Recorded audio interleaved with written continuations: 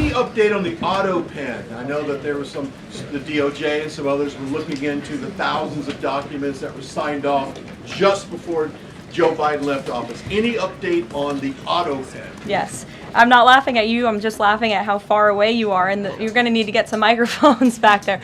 And the Autopen investigation, yes. The White House counsel's office has launched their own investigation into former President Biden's usage of the Autopen.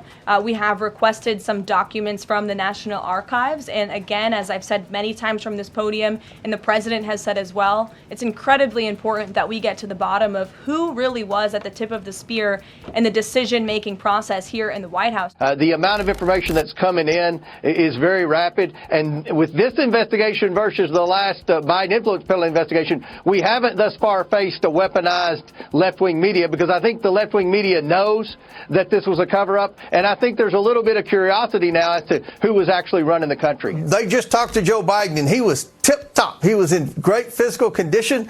He was at the top of his game. Now they're coming back covering the track saying, yeah, it looks like he was in mental decline. Well, we all know he's in mental decline. What we need to know is who was calling the shots at the White House. And one thing that was also mentioned on your show thus far is that when you sign a document that has legal implications, it has to be signed personally. It can't be signed by an Autopen. You use Autopen for proclamations and mass letters and things like that. So I think that if we can understand more about the Autopen and whether or not Joe Biden authorized it, I think this could lead to a lot of those executive orders being kicked out in court. All right. And when do you expect these subpoenas to go out?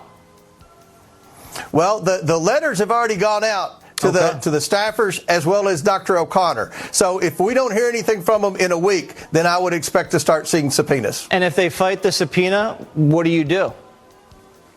We'll go to court. Jesse, they're going to try to plead executive privilege, and they're lawyering up, and we're ready. That's why we're making sure every I's dotted and every T's crossed. The four staffers aren't well-known staffers. These four staffers operated behind the scenes. But while we're starting with them, Sean, we believe these are the staffers that were responsible for using the Autopen.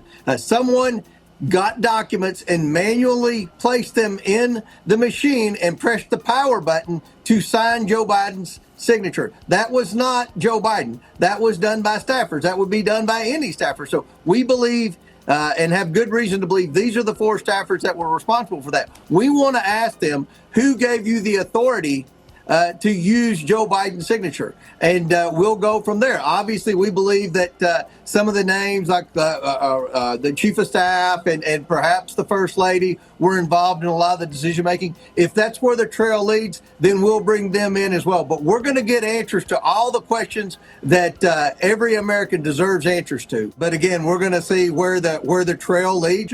We followed the money. We found the shell companies. We found the bank accounts. We're going to do the same thing with this Autopen. James Comer's decision to go after Joe Biden for using an Autopen has backfired spectacularly. This happens so often now, so frequently that most people don't even notice it anymore. In the last 24 hours, what could be the best example of Trump hate from the media and corruption from the media that we've ever seen. Here's the headline.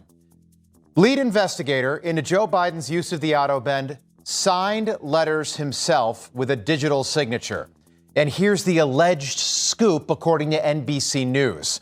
Oversight Chairman, Republican James Comer, used a digital signature to send out letters and subpoena notices related to the Biden Autopen investigation. James Comer, the chairman of the Oversight Committee, tweeted out a picture of the NBC News reporter who wrote this report. His name is Ryan Nobles.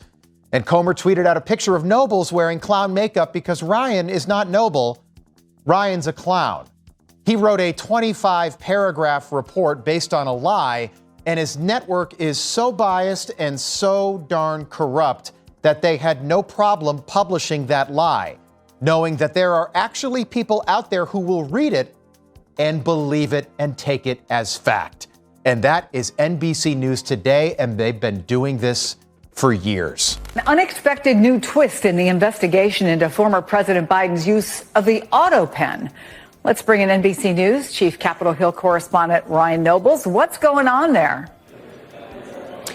Well, Chris, NBC News conducted an analysis of the communications that the chair of the House Oversight Committee, James Comer, has used to bring in former members of the Biden White House to ask them questions about Biden's use of the Autopen and his cognitive decline in office. And what we discovered is that of the 16 letters that Comer sent to these staffers, that they were all signed with the use of a digital signature, meaning that he did not actually sign these documents himself, similar to what he's accusing President Biden of not doing. Now, what he did do was use a wet signature, as it's called, for the actual subpoena requests for 2 Biden officials, including the White House physician Kevin O'Connor. But everything else was used with a digital signature. Now, that's not to say any of that is out of bounds. In fact, it's pretty common practice, not only in Congress, but in the executive branch, to use digital signatures or signatures that are not necessarily by the hand of the official who is signing them. But it is the crux of this investigation that the Oversight Committee is conducting, that somehow Biden's use of an auto pen or a signature that was not by his own hand thereby makes whatever he signed be invalid. There's unforced errors, and then there's having a staffer use an Autopen to sign subpoenas to investigate staffers using Autopens. James Comer is almost comically bad at all of these criminal inquiries, and he always looks so guilty in interviews regardless of what he's talking about. The Republicans are utterly desperate at this point to shift the news cycle from Epstein to literally anything else. Autopen, Dubai chocolate, Labubu's, they'll take anything. And they're talking non-stop now, in particular about Joe Biden and Barack Obama. They know full well that their policies are unpopular and their base is turning on them, so they're laying the groundwork to blame everything on the Democrats. We had to cut Medicaid. Joe Biden gave it to too many people. We had to scrap Social Security. Joe Biden made it unsustainable. That sort of thing. But people are bored of Biden. People were bored of Biden back when he was still president. James Comer will drag this out as long as he possibly can. But Joe Biden's Autopen just doesn't hit the same when Donald Trump is freaking out whenever he's asked a question about the Epstein files.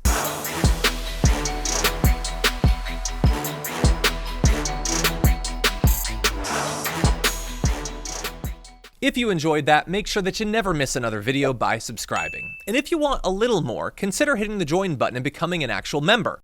But you're probably wondering, why the hell would I do that, John? First off, calm down. The stakes in this are very, very low. But also, when you click the join button and you become a member, you get access to bonus content that I make every week, and it's a ton of fun.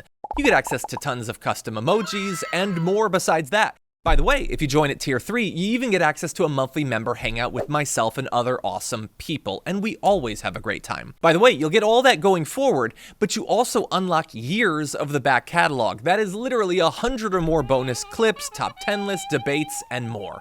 What are you waiting for? Click the join button below. Your support powers our show, and we couldn't do it without you.